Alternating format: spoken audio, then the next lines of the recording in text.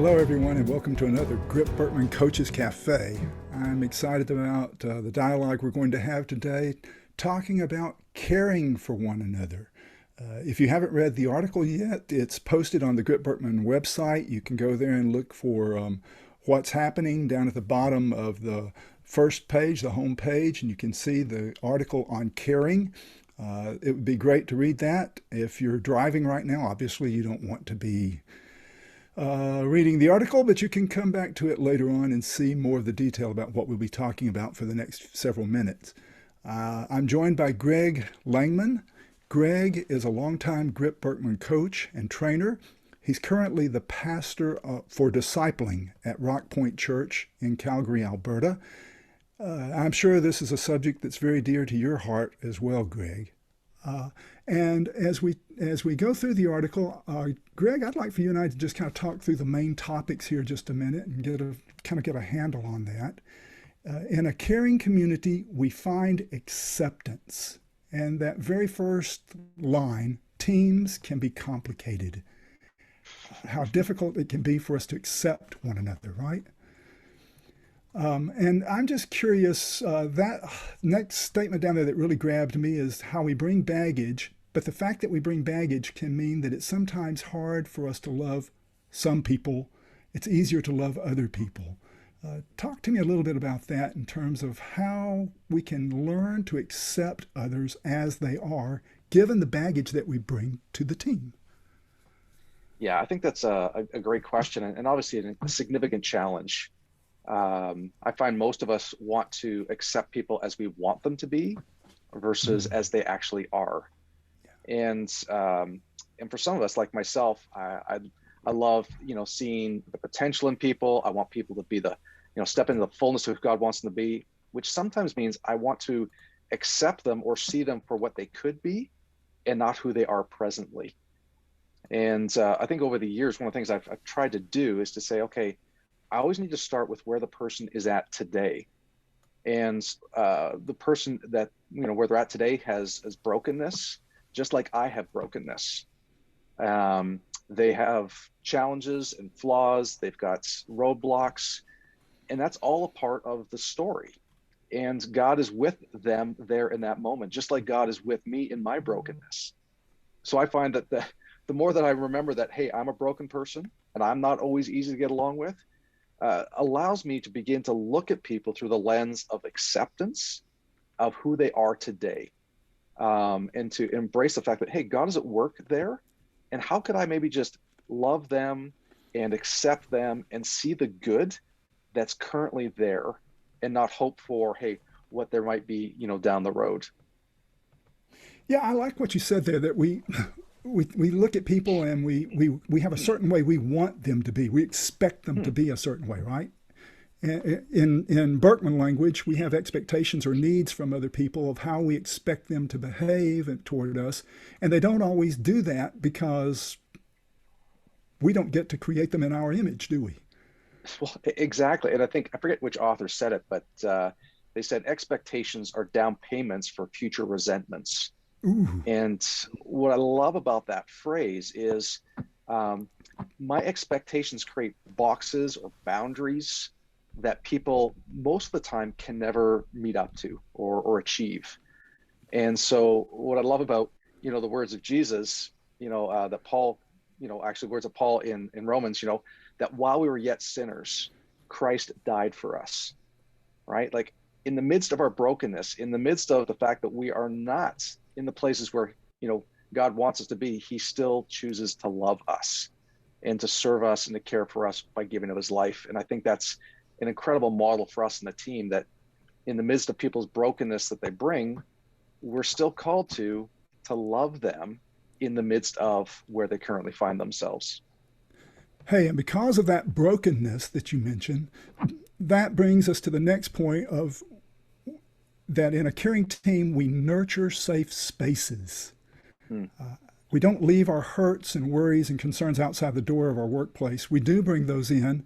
So how do we work together, spending time together to develop relationships of trust where we do have that safe space as a team? Yeah, like I think one of the the keys for me in creating those safe spaces is a non-judgmental environment that doesn't take responsibility for the lives of others, right? So in a team, if I say something and I feel like, hey, my coworker is judging me, or if I feel like my coworker is taking responsibility for my life and trying to fix me, that's not typically safe space.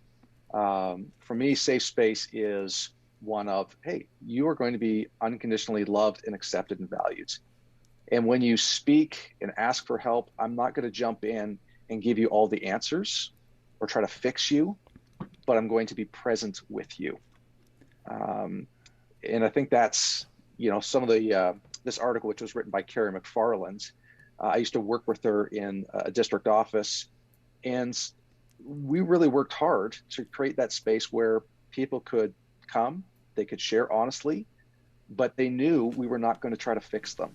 Mm. They knew that we were not going to judge them, but we were going to listen to them and try to understand where they're at. And then we would partner with what the Spirit of God was wanting to do through prayer. And that seemed to just put people at ease and allow them the opportunity to be vulnerable. Greg, I've heard you use this term that Carrie mentioned also about being reverent with one another. What do you mean by that? Really, it's when people are sharing their brokenness, this is an incredibly sacred space because they are filleting their soul. They are revealing things that are very tender and things that need to be cared for. And so a reverence is an honoring and a respecting and a cherishing and a holding carefully the things that people say. I just think we often don't realize the courage it takes to share some of those inner things that are very sensitive for people, which, from our perspective, we might not think, oh, that's not a big deal. But for that person sharing, this is a big deal. And I've been in teams where, because we created a safe space, people brought things out that had been in the dark for decades. And I must admit, like in my mind, I was thinking, why would you not share that? Like, why is that a big deal? But I don't understand the backstory. I don't understand what all the details were around that or what happened in their homes. And so I just say, hey, I'm going to treat this with like respect, like an ornament that's just really fragile. And when I do that, I'm honoring and respecting the person. So, that I'm a very get down to the practical kind of guy in my coaching. Yeah. I always want to coach to action, and I want to get people, to talk about specific, tangible things. So I like the fact that Carrie included this. We support each other in tangible ways. Let's talk about some of those tangible things that teams can do, and as they are sharing that brokenness, as they are practicing the presence together. What are just some tangible things that teams can do to show their support for one another?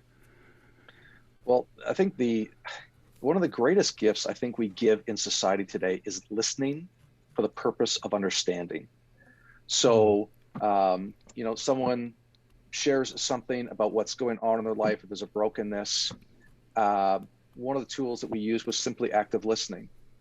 Hey, what I hear you saying is, and you repeat back what you understand that person to be saying. And that, first of all, just gives a platform for, hey, they have been heard. They have been seen. Because I think in places where there is brokenness and where you're trying to find acceptance, people want to be seen and heard. So listening and asking questions is a huge part of that. And I think that active listening skill is just a simple way to communicate, hey, I understand you, I hear you. And then we would also ask follow-up questions. What would you like us to do next? Or how can we best support you? And we leave that in the hands of the other person. We don't jump in and try to rescue or fix again, but we honor that person by responding honestly to what the answer to that question of, how can we help you? And if they say nothing or just listen, then that's what we do. We don't jump in and try to apply what we think they need at that time. All right, but what about the team member that just says, I don't know. And you see that they're hurting sometimes, but they're reluctant to express what their need is. What do you do in that case? Yeah. So, in the last team context I was in, we tr we often didn't try to bring out the brokenness in a larger group, right? Because most people are afraid of public speaking, just in general, and even on a team, speaking out loud for some people is very intimidating. So Hmm. one of the things is always try to break it down into a smaller group, one on one or just a couple of people, um, where we could really then begin to dialogue and say, I don't know what to do. One of our first things was, hey, can we maybe just pray? Would you be open to praying and just asking God to reveal to us what He Yeah. might want to say to you today? What He sees as maybe a next step, or maybe He has a word for you or a passage of scripture, because we want to partner with the Holy Spirit, in this caring process. Because it's not just us trying to do good things; it's us partnering with what the Spirit of God wants to do. Because I think it was his name was Rob Reamer. He said, God is really smart, and He knows things we don't, and He wants to tell us those things. Wow. So I just think taking that time to really listen and pray together. It sounds maybe pretty Christian, but pretty Christian means pretty powerful. And we always want to tap into the power of God. Hey, I like that. Yeah. And, sometimes we say at least we can pray, but we really ought to be thinking about at most we can pray. Mm, My son is pastor of missions in our church. He constantly says prayer is not part of our strategy. Prayer is our strategy, and he lives that mhm, out. We have prayer teams all over the place. We have different focused prayer groups, and prayer really is permeates our culture. cool. But one of the things I experienced as a leader when I was going through an evaluation at one point, there were comments people could make, and one of the things that somebody wrote was, "Don't stop praying for me at the end of every conversation." Mm, That they take that. beautiful. So that's a good word that you give us there. And it also reminds us of the last main point that Carrie mentions, that we all have responsibility for creating a caring culture. Mm, That article that she references from the Harvard Business Review that mentions that teams who care for one another, how does it put it? How does she put it? Teams that care for one another and feel cared for by one another experience better mental and physical health benefits, deeper levels of engagement, including increased performance and productivity, and increased loyalty to the organization. mhm, So when a team leader is showing care to team members, they are representing the organization, and the response is, the organization cares for me. mhm, And that then helps to create loyalty. But I like the fact that the article pointed out that, and this is not a Christian article, uh, the article points out that when we show that we care, we get better production. mhm. We get better results from the team together. You have anything else you want to add to that? Well, I think it was in the article, Carrie made a distinction. There's care about and there's care for, Ooh. right? And I think sometimes there's a big difference there. Some people in some organizations, they say, hey, we care about you. And they'll make those general statements, and they'll maybe have, funds or things that, people could access for Mm-hmm. support, for counseling, etc. Um, but my experience on a team is, if you're going to strengthen a team, you've got to shift from simply caring about people to caring for people. Wow. And the caring for is actually being present with people again. It's getting in the trenches. It's doing things and communicating that I'm there for you, right? So if a team member uh, has someone in their family die, pass away, like, do we go to the funeral? Right? Do we actually show up, or do we just send a card from the organization and a gift basket because we care about them? I would suggest that the gift card or the gift basket and the card is nice, um, but it will not go as far as actually showing up at the funeral, or Mm. showing up in the conversation and saying, "Hey, how are you doing?" Um, and walking with that person, in the ways that they need at that moment. And I would also, I think it was, oh, I just forgot his, Seth Godin, years ago, talked about the power of letting people know that you care about them. And I know we need to be careful in today's society with how we say things, just because it can be taken the wrong way. Mm. But being able to communicate, I care about you, and just even being able to use that kind of language is incredibly helpful. And I'm thinking Christian organizations, the last team I was on, you know, on occasion we would say like, yeah, I love you. I'm in this with you. And I think we can't underestimate the power of words spoken in combination with actions given. Wow, that's a great word, Greg. Hey, with that, I really want to open up the mics to the group now, and let's see. Let me just ask the group with us on the call how many, or better yet, what about the article jumped out at you? What would you like to either make a comment on or a question to Greg or to the group? What jumped out at you about the article that left you perhaps wanting more? Any comments you want to make or questions? We're going to have open mic session now.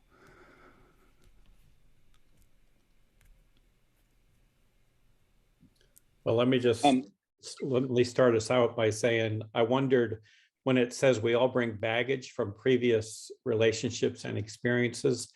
When we're listening well, and I really appreciate your emphasis, Greg, on listening well, and listening to understand. How much do we need to, or practically speaking, how much do we want to find out or dig into the baggage to be able to really help? Does that question make sense? I think it's a really important question. And, you know, depending on the nature of your team, you know, I think would determine what you do. But my kind of rule of thumb in my context have typically been, I want to care for someone, but I don't want to become their counselor. Mm. Because I think as soon as we start blending too many roles in the relationship, it becomes really challenging, right? So if I'm a team leader or a supervisor or a team member, and I'm also their counselor, it's like, who am I? And it gets confusing, I think, for the person. And then if it's an employment situation, well, am I going to use, things they say in a, even a pastoral counseling kind of a context against them, for performance reviews, or I think it gets complicated that way. So from my perspective, I want to listen to understand and care, but then be able to direct them or help them through a coaching approach, determine, hey, what's your next steps towards, increased health or restoration in those places of brokenness in your life. But that's my approach. But what would others do? I'm curious. Thank you, Greg. That's good.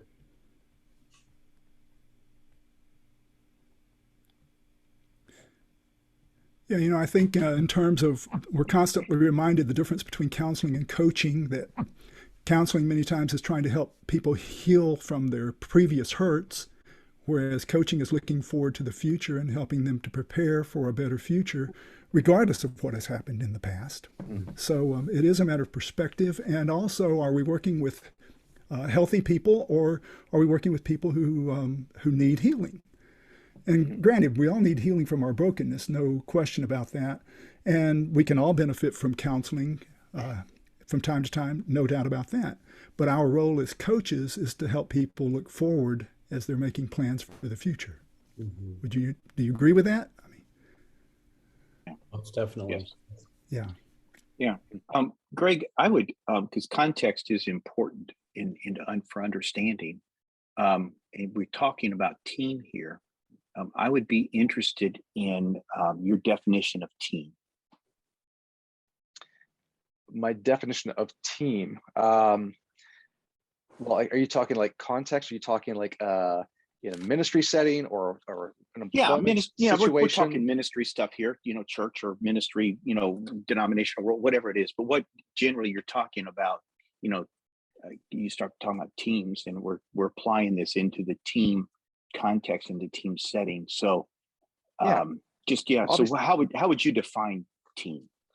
Yeah. So for me, I always look at team through the lens of body life, right? So I'm not thinking simply just a collection of people who are trying to accomplish a task. I'm looking at it from a perspective of, this is a group of people that we've been intentional about putting together because of complementary gifts and abilities for the achievement of some specific purposes, which might be organizational, it might be a volunteer ministry context. So that's, for me, it's that intentional putting together of people who are interdependently operating together for the accomplishment of a larger purpose. Okay. So the team has purpose. Okay, good. Thank you. Yeah, absolutely. That was very helpful. Very helpful. Yeah, and so that means you're going to have a lot of people that are working together. I mean, team has become perhaps an overused word, but you're saying basically people who work together, they've come together for a specific purpose. Let's call that team for our purposes. Yeah. Yeah. You know, I would say though, oh, sorry, I was just going to say, you could also, the things that we're talking about here in caring, I think you could apply it to a community, right? Like, I think there's not just like team task orientation. I think this is, again, because of GRIP-Birkman and the values of I to we that we live into or try to live into, we're always thinking body life, right? And I think these body life principles can apply, yeah, into a small group context. I think we can talk about these in a family dynamic, because even a family dynamic or a community has purpose, you know, for why they're coming together and things they're trying to do together. But anyways, that's just a side point. Yeah. Yeah. Well, I think I think that's important. What you just said about purpose is that, and I was part of a large missions organization that and oversaw a lot of teams and new teams and trying to start new teams and things. And we experienced several times someone forming a team of people, and they all really enjoyed hanging out together and being together. And they developed these deep relationships with one another. And then when pressed, because this was an organization where you left and raised support, so there was a commitment to this. And when it came to the point of, so what are we going to actually accomplish together?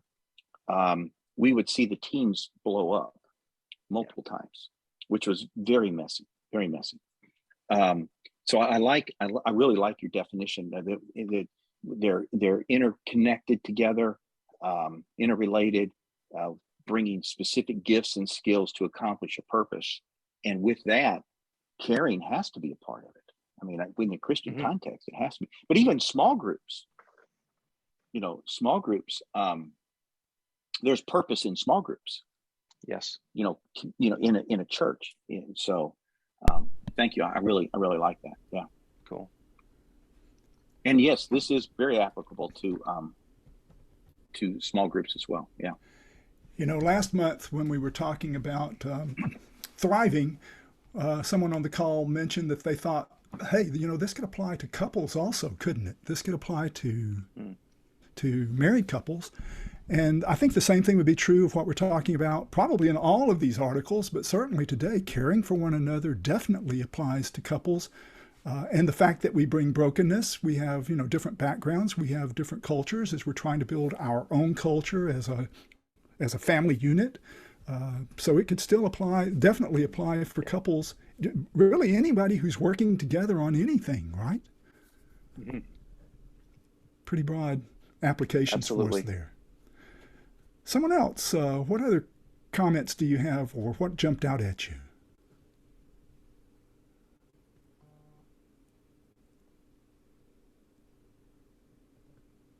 Yes, I read the article when it came. I found myself stopped at early on in the article where it talks about accepting each other as we are doesn't mean leaving each other where we are. Although we're not called to fix one another, caring teams desire that each member experience the loving, healing presence of God more deeply.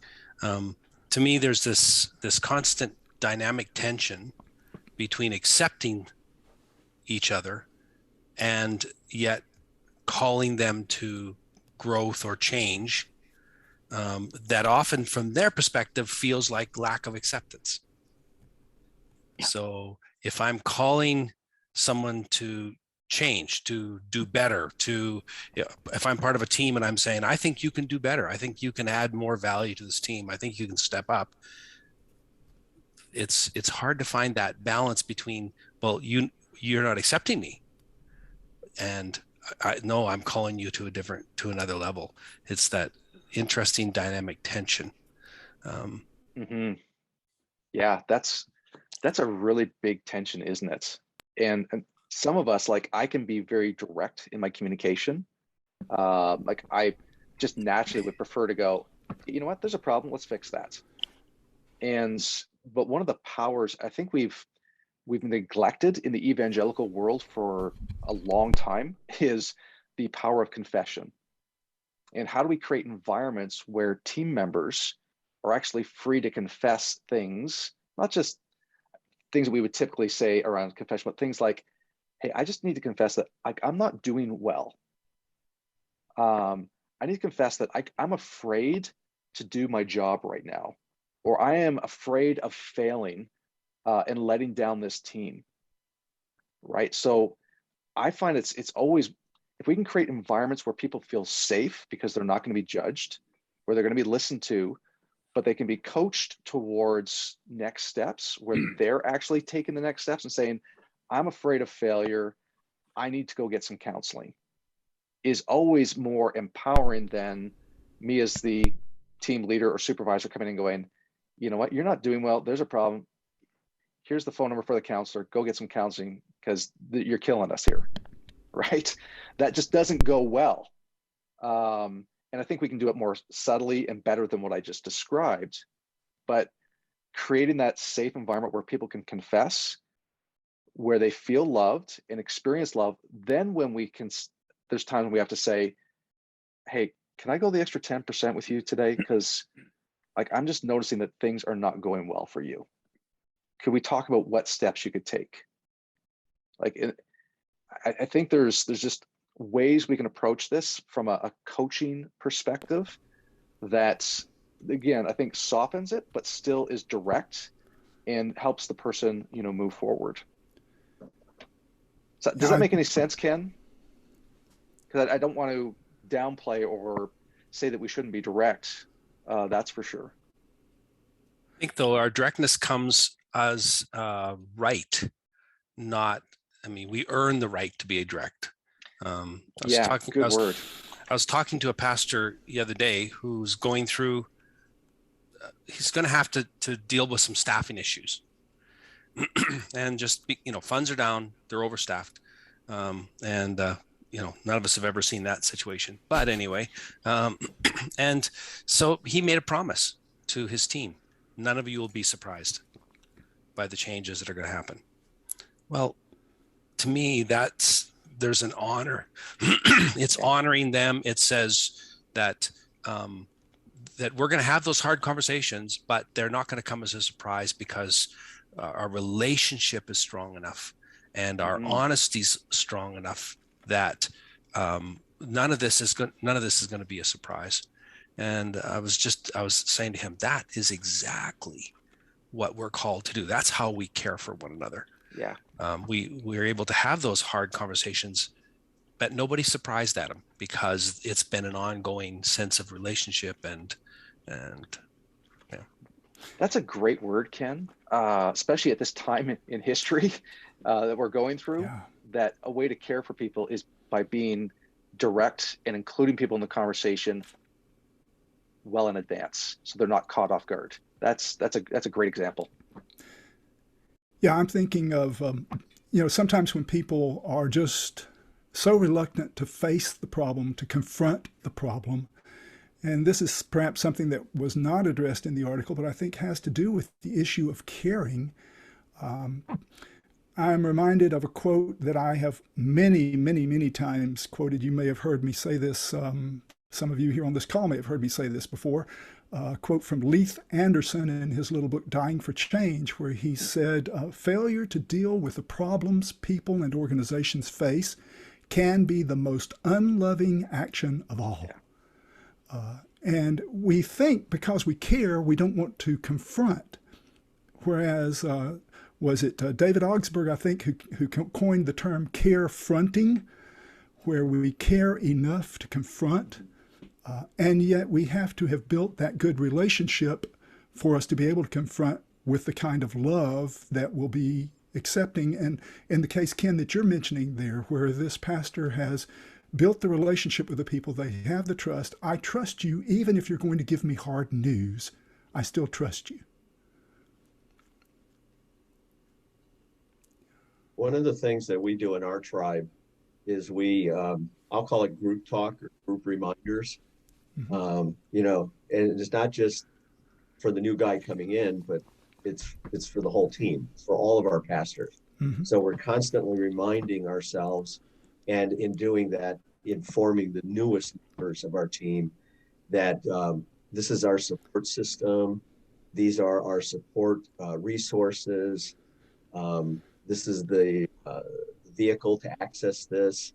There's ways to access it with no one knowing. There's ways to access it, inviting other people to journey with you. And that takes away that one-on-one, that confrontation of saying that, we need help. We're owning it right from the get-go. And so we're approaching in January, we'll have our newest pastoral assessment center. We're bringing in new guys. And part of that assessment center is to rehearse with them what we do as a tribe to one another, what that mechanism is. And so we're establishing this is normal. This is just what we do. And so when we have those moments where confrontation or confronting, it's set in context of, we already know this, we care for. So.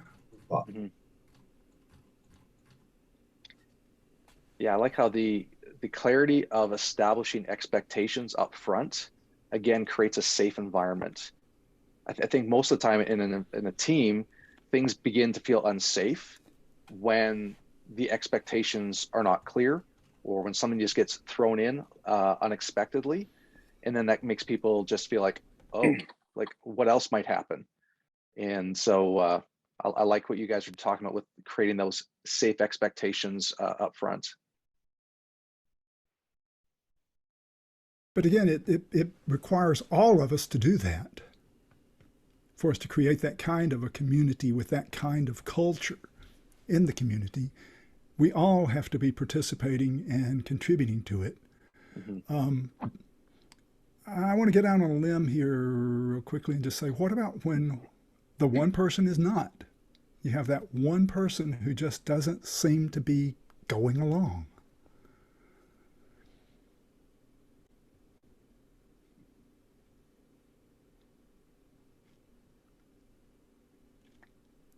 What do you mean by that, Larry, when the one person just doesn't seem to be going along with what? Going along with maybe the rest of the team, where it seems there's unity in the team except for this one person who just seems to always be out of step, not in agreement with what the team's doing, not in agreement with the direction the team is going in. And they just seem to always be pulling in another direction.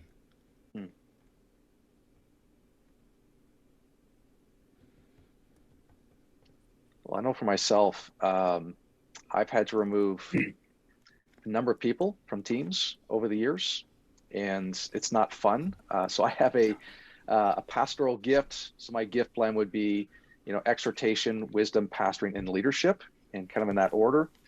And I will always try to give people more room, to change and to make the shifts I would hope they would make. So for me, I'm often finding myself with those types of people having the off, channel conversations saying, hey, here's what I experienced and here's what I was seeing in this last meeting. Are you aware of what you're doing? Are you aware of the impact this is having? Are you willing to change? And I want to work with people for them to change, right? Because sometimes they just don't even realize. Yeah. But when I've been in teams where the person is quite aware and they're not willing to change and they just keep being that disruptive presence, I help them to find their way off the team, because there's just too much at stake to allow them to keep being that disruptive presence. And I hate doing that, just personally, but I'm not willing to, forfeit the effectiveness and the health of a team for the sake of one individual who is unwilling to change. Yeah, and I've shared the title of this book on this forum several times. I haven't been around for the past several months, unfortunately, but a great book, probably the best book I've seen on team building, is from a guy named Pat McMillan. The book's called The Performance Factor. And I don't know if you've seen that or not, Greg. I have. I've worked with many teams in helping build team in that direction. In fact, the missions organization I was a part of, I spoke about it, we actually adopted that plan, that model for building and working with teams. And what you've written about and spoken about today fits so well into that. But in McMillan's book, he actually deals with when you have different people on the team, that like the underperformer, or even the I don't remember what he calls it, but it's like the not the rising star, but I would call it the shooting star, the guy who's like the overperformer. And I've seen it actually where it's kind of interesting, but the overperformer can actually hurt the whole team. Mm-hmm. Yeah. Which is harder to deal with maybe than the underperformer. Yeah. I was this in the business world, but it was an insurance agency where the highest performer in the agency was basically a closet alcoholic. Everybody knew he was alcoholic, and he would come in to work every day about 11 o'clock, and he would leave at 3 o'clock. And during those 4 hours, he would write more business than anybody else in that agency. He was just long time there, long time connected, but he wasn't a part of the team. He was just this, it was just this negative influence. And people were leaving the agency because no one would deal with what the issue with this high performer was. And finally, they brought in a new manager. And the new manager started looking at overall, not just how's this person performing, but how's the agency performing. And they found that the performance of the agency overall was going down, even while this overperformer, closet alcoholic, performance was going up. And so this guy made the hard call of firing their largest performer. Their largest writer of business. They fired him. And with that, everything seemed to turn around, and the production of the whole agency started going in new levels.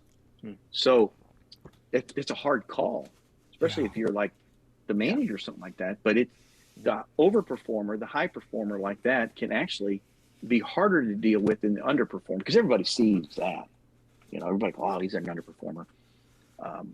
Well, I think that's, what you've just described there from my perspective is the two different vantage points or viewpoints that I think we can take with team building. We can take the short view or the long game view. And in the short game, you're always looking for, the quick, immediate wins, quick successes. But if we play that, movie forward, or if we look at the trajectory, what does it do to the long game?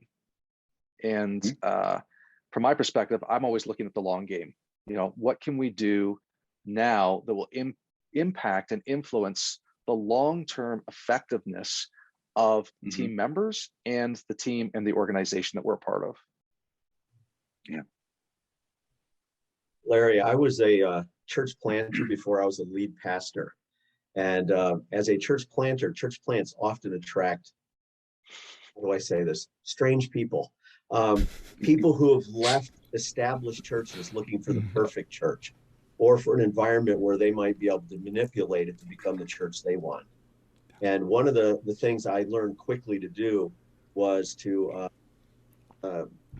effectively put my arm around somebody or a family and I so enjoy having you around, and I'm so excited for some of the gifts and graces that you've expressed, and I would love to have you as part of our team moving forward. But let me remind you what we're about, and if you can buy into that, boy, we'd just love to see you move closer. But if that's not the direction you want to go, I would love to help you find a church that fits what you're looking for. And as I became a lead pastor, I adopted that same kind of thing, honoring them, identifying, what we've observed in them, and allowing them to make that choice to shift or to allow me as the lead pastor to help them find an environment where they might blossom. Decades we've been living with the motto, fit and flourish, and recognizing that if they're not going to fit, they're not going to flourish, and just kind of guiding them and being willing to walk with them toward something that would actually be a better fit for them. And I've found that is quite effective way to deal with that person that just consistently doesn't fit, isn't going in the same way. Yeah. Cool. By the way, Wayne, while you were mentioning that situation with that high performer, but who was leaving bodies in his wake and ultimately hurting the accomplishment or the achieving of the entire organization, Henry Cloud wrote a great book on integrity, and he opens right up with coaching a CEO who has that very situation that you're talking about. I hope it wasn't actually your company, but it was a company of a friend of mine. Yeah. Oh yeah, no, yeah. It talks about this vice president of sales who was doing exactly what you're talking about, and where Henry had to just walk the CEO through how much this guy really is costing you. Has he really raised your bottom line, or did you draw the bottom line too soon? Did you not count the fact that you're losing other people? You have to train other people. You have to bring them in. You have to pay out some people who are leaving. How much is, he even goes to the CEO, and how much do you make a year? And he says, what does that have to do with it? Well, let's count up what your hourly wage is, and let's talk about how much time you're spending on this problem, even your time you're here with me, plus the fee you're paying me. How much are you spending to deal with this problem instead of being productively engaged with your company? Let's draw the bottom line where it really is. What is the real cost of keeping this person? And so one of the things that I tried to practice when I've been in leadership roles was sometimes confronting that person to say, I only see three options here. One, perhaps you're seeing some things that we don't see that we need to change. Now, in the case of your alcoholic, that might not be the case, but sometimes it's just someone who's just, wanting to go in a different direction. So, perhaps we're not seeing the whole picture from the same perspective because you see a perspective that we don't see, and we really need to enlarge our tent so that what you're talking about will be included. That's a possibility. Let's explore that. The other possibility is, no, the parameters we've drawn need to stay, and you need to adjust in whatever way you can to come back inside the parameters. You don't have to come all the way to the center. You just need to come just inside the fence, but maybe you need to make a change to get inside the fence. What might that change be? What would you have to give up in order to get inside the fence? And the only other possibility I see, this third option, is you are being called to do this, and we are being called to do something else. And we both need to pursue what we're being called to do, but we can't do it together, which means we need to part ways and do it amicably. So what can we do to help you find the place where you can be pursuing your calling and be productive in that, and we can continue with the calling that we feel God has given us? I don't see any other options except those three. So let's explore and see which one we need to pursue. And as a result of that, I was 7 years in one particular position of leadership. And in fact, in about 22 years of leadership that I did, I only had to fire like maybe 2 people in those 22 years. And one of them I had to fire retroactively after they had already left. um, we had to change that. We didn't let them go. We had to change our minutes to say that we fired them. By policy, we had to do that. So it worked pretty well to be able to confront people that way. Yeah. Hey guys, we're coming to the end of another hour. Doug, I always come back to you at the end. You're a great listener, man, but I know that the wheels are turning in your brain. I don't want to not. I don't want to pass up the opportunity for you to share something with us, if it's a question or a comment or anything about all this. Oh no, well I'm still kind of new to this and trying to take it all in. I sent Ken a message. I got called back to my job, so this will be my last Coach's Corner for a while. But I'll be joining online because I still, this is very much of an interest, and I will be pursuing this. And I finally got my 3 family members to complete their GRIP-Birkman, so still now they have to find time to go through it. But I really liked what Greg said about expectations are down payments for future resentment. And I would actually say unspoken expectations, because I know I have somebody in my life who has all these unspoken expectations, and I'm going, you've got these unwritten expectations. Nobody knows about them except for you. And then you're bitter about it. So, yeah. And that's really unfair to the other people, isn't it? When we don't express those expectations. Well, it influences this. It's my mother, and she's got it influences the way she deals with people, and she doesn't realize it. And it's unfortunate. So you can't have these expectations without telling people this is what I'm expecting. So, wow. Yeah. And the GRIP-Birkman can really help with that, can it? You know, as we help people to start to realize what are some of those expectations, and can we get the conversation started based on that? Yeah.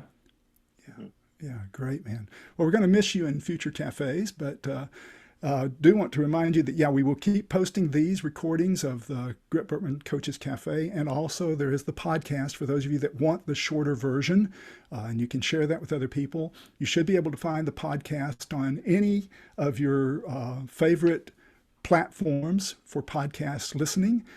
Usually they will be between 10 and 15 minutes. We're trying to keep them in that format. So if the podcast works for you, or if you want to go back and just review with the audio recording what we have talked about today, then that will be there for you also. I want to remind you that those questions at the end of these articles are so key for us also as we talk about the process of moving from I to we. And those questions help us to kind of stimulate our thinking about that. First of all, am I consistently pursuing team members to understand them? And asking that self-evaluation, is there something that I need to do so that I can make sure that other team members really know that I am really, really interested in understanding them and where they're coming from and meeting them where they are? And then number 2, starting that process of moving, do team members provide space to share their personal needs, hurts, and concerns openly and feel cared for? So are we modeling that? As a team leader, am I modeling sharing some of my own personal needs, perhaps some of my own hurts or disappointments, so that I can open up the door for other people as I'm showing my own vulnerability and how I'm going to be caring for them? And that leading then to the third evaluative statement: we are effective as a team because we support each other and empower each other in tangible ways. And starting to think about what are some of those tangible things that we do to encourage each other, to empower each other, and to build this community of caring. So let me ask you guys one last question.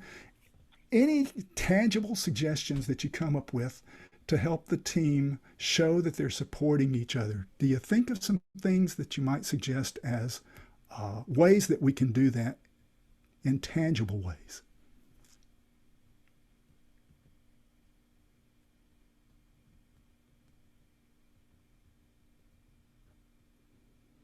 handwritten notes of encouragement.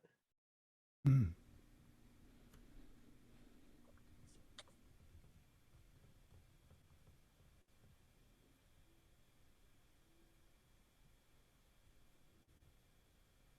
Yeah, I was thinking kind of along that line, just like that text message, that phone call that just says, "Hey, was thinking about you today," or "Hey," and I think the cared for is like acknowledging as well, like significant events in their life, right? So, uh, "Hey, how'd that event go last night that you were leading?" Or just those touching base kinds of calls, text messages, I think are helpful.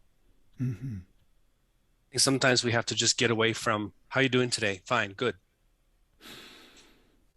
Sometimes just literally stopping. Is that right? Are you really? Tell me about it. What's good? And that 30 seconds sometimes can be more valuable than a whole lot of other, when they feel like we're actually giving them that time.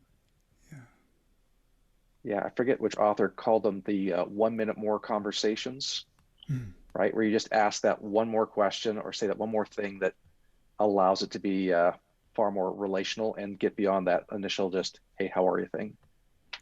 Yeah, even with our body language on that, Ken, don't we? I mean, if I'm turning and facing the person, I'm not turned away like I'm about to leave, but I'm actually facing the person. I'm looking them in the eye, and I say, "No, really, how are you?"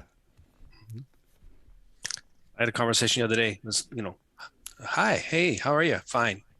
And I stopped and said, "No, you're not. Tell me." Well, no, they weren't. And so we ended up, not a long conversation, but I knew that they weren't fine. And so even just my acknowledging that, even though we didn't have an hour for them to tell me their life story, but that acknowledgement is such an important part of that relationship we have with them. Yeah, yeah, very good. Sometimes it's a matter of circling back and saying, "You mentioned this a week ago, and I've been praying about it. What's happened?" Yeah. Ooh, that is so key. In our nightly So prayer good. group, I am always just uplifted with people who ask other people on the call, "Hey, by the way, you mentioned this 3 weeks ago. How about an update?" And they remember, and it says to me, they've really been praying about this. It's still been forefront in their mind for all this time. That's huge, isn't it, Mark? Yeah, yeah. So as we think about some of these tangible ways that we can show that we're caring for each other, here is a very practical thing that we can help team leaders and teams do to be about what we're about. And so I just want to remind us, guys, as we close out another cafe, this has been a great conversation with you guys talking about caring. It's so important for us also. At the end of every team build that we do, every event that we do as GRIP-Birkman, we always have affirmation time. And here's another opportunity that we have to show each other that we care for one another. We might even say, "Hey, you brought this up, and I just want to say thank you for being vulnerable with the rest of us, of sharing that. I know that wasn't easy for you. Thank you for trusting us with that information." That alone can also really, continue to build the unity in the group, which is what we're all about, isn't it? So just keep doing what you can, guys, as we help teams to learn how to care with one another, how to care for one another, so that we can help them to build more unity in the body of Christ. And that will mean more people coming to know Jesus. Thanks again, folks. Bye-bye.